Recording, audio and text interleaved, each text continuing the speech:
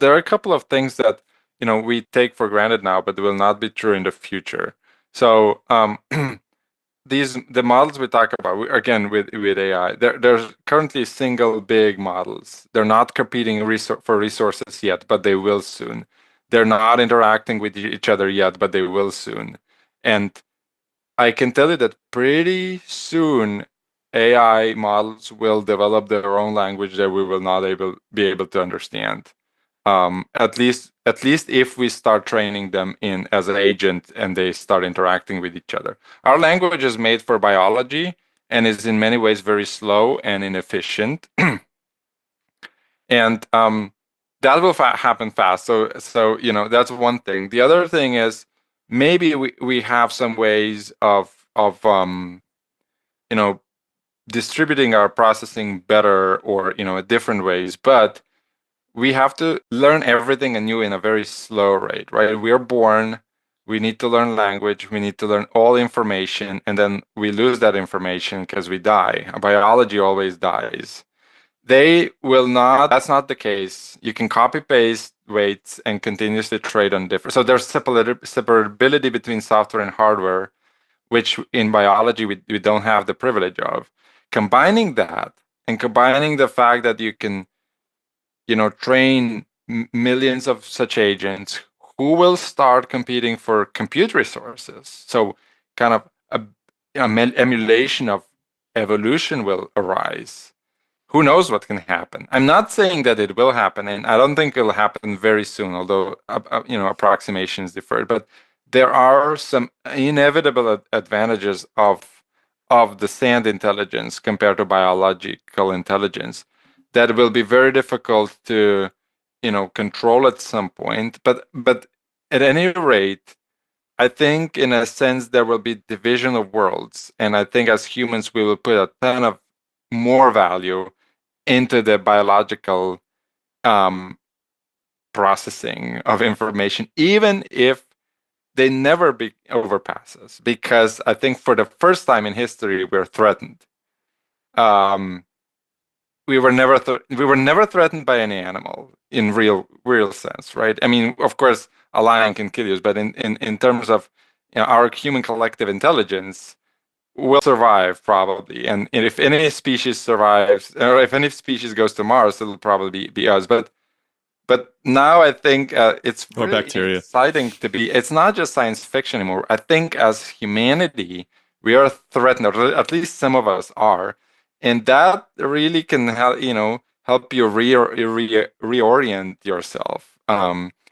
And so this is a little bit more forward-looking scenario, but I think even with the existence of that scenario, we're gonna put more value into biology because maybe it's mortal, because it has emotion, because it's bad and flawed, and um, in so many ways. But that also means all the other animals, right? So it's not just us who are on top anymore. It's like us, there's the artificial computation that has these obvious advantages. And the other is not just the human now or the animal. The other is now the entire biological world. So I I think hope that's you're right. inherently good. I hope you're right about that.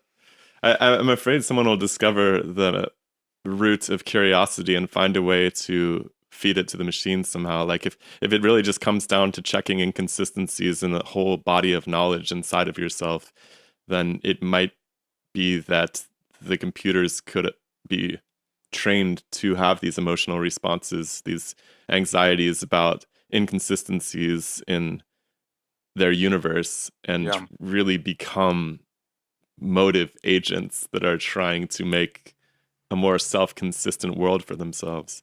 I And think as long as we can, we will put value on biology though. It's like, it's a similar debate to lab grown versus natural diamonds.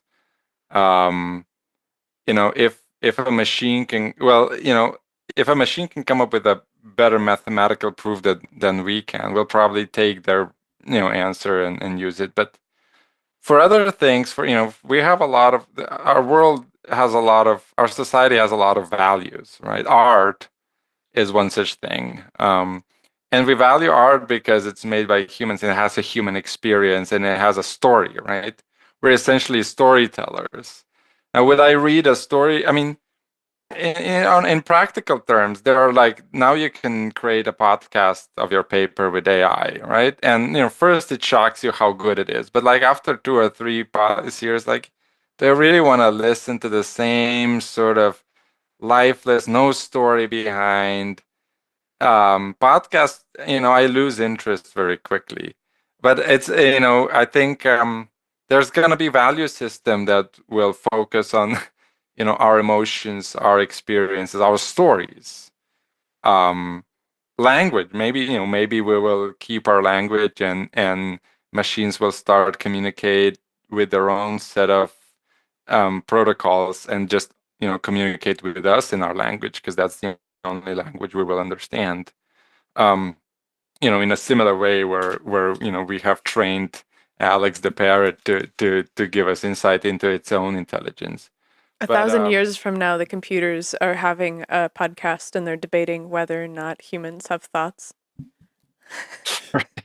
But I think right. that's what we're Yeah, no, doing in it's like conversation fundamentally is checking inconsistencies in our knowledge bases. Like that's why I love podcasting and talking to brilliant people is because I get to dig up the pieces of the story that don't make sense to me and put them in front of other people and see how they come together. And so I'm like, as soon as the machines start doing that, it's game over. Like they're basically humans at that well, point. and you probably like the fact that I started learning dead languages before I started doing AI, right? Because it has an interesting story.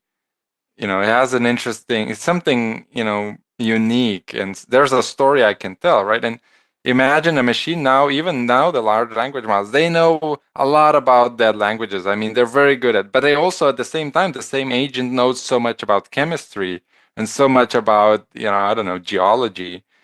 Is that still an interesting, um, guest to have? Like, would you have a guest that knows everything and is perfect in every sense? I think these kind of imperfections and unique paths that we have in our life stories, I think that's what we're gonna put a lot of value on, as opposed to some sort of completely perfect, all knowledgeable, but It's hard to relate to dull something like that, I suppose, at dull the end of the day. machine, dull Yeah. machine.